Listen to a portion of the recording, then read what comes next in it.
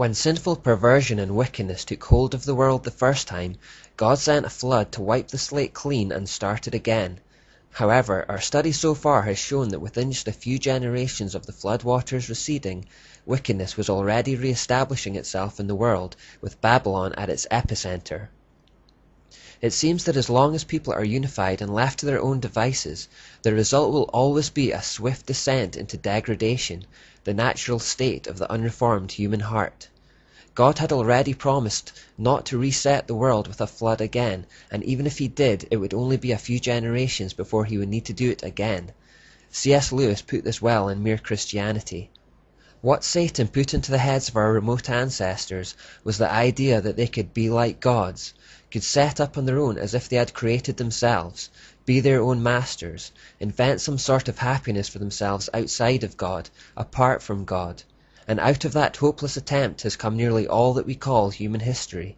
Money, poverty, ambition, war, prostitution, empires, classes, slavery. The long terrible story of man trying to find something other than God which will make him happy. The reason why it can never succeed is this.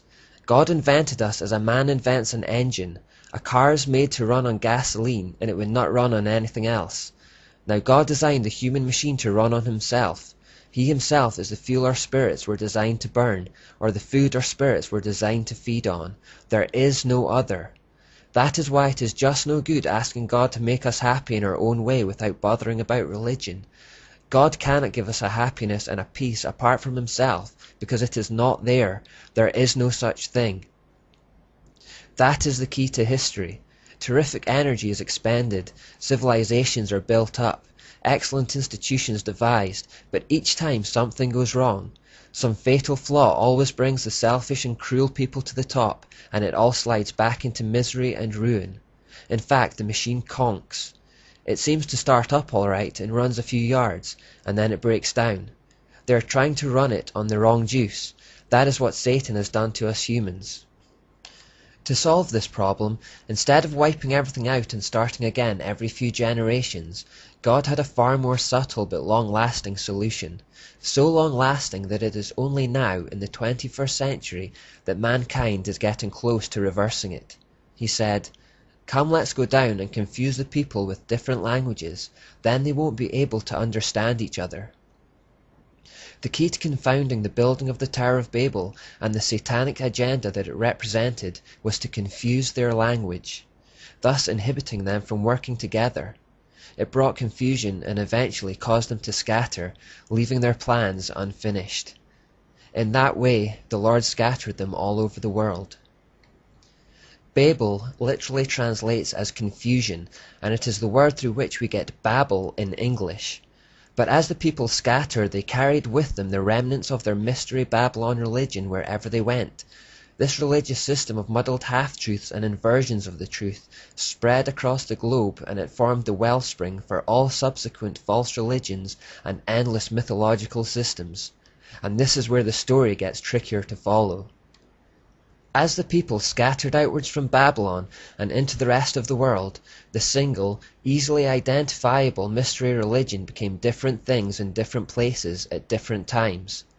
Marduk, or Nimrod, Astarte, or Semiramis and Tammuz had already been given multiple names to represent different parts of their character, and had then developed into distinct personalities as legends and myths cropped up around them.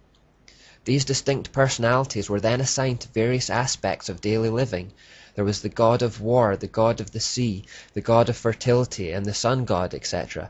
Indeed, a god or goddess for just about everything. So we already had perhaps hundreds of gods.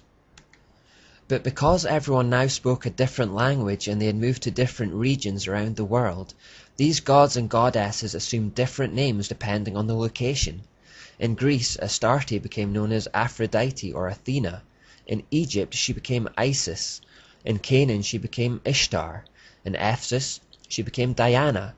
In Israel, she became Ashtoreth. The Phrygians knew her as Cybele. In Phoenicia, she is known as Europa. In Rome, she was known as Ceres and Venus. As the goddess of Thelema, she is Nuit, Tanuit, or Anuit.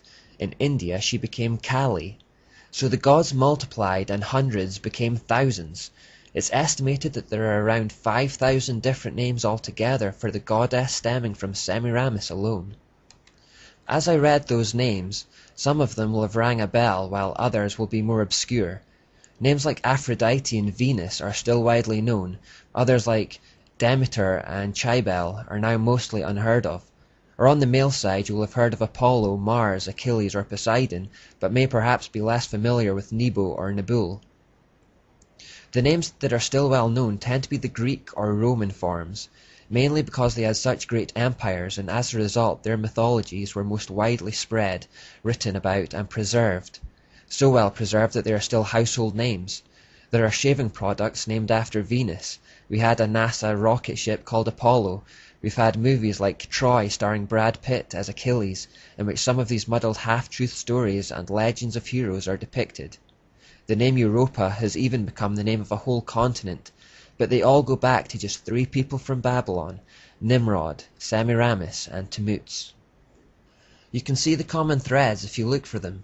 You will see recurring titles such as Queen of Heaven, the Great Mother, Mother Goddess, or even Mother Nature. You will see how it is just one woman under different names, and that she has existed in all cultures and civilizations throughout history.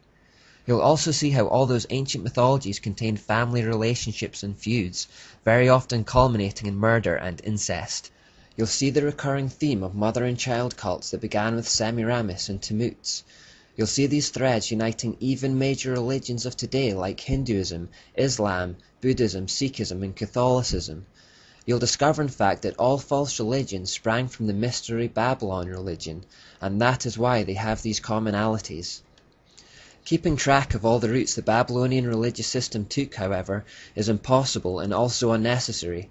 We don't need to do an in-depth analysis of how the mysteries became Hinduism in India or Buddhism in the Far East, for example.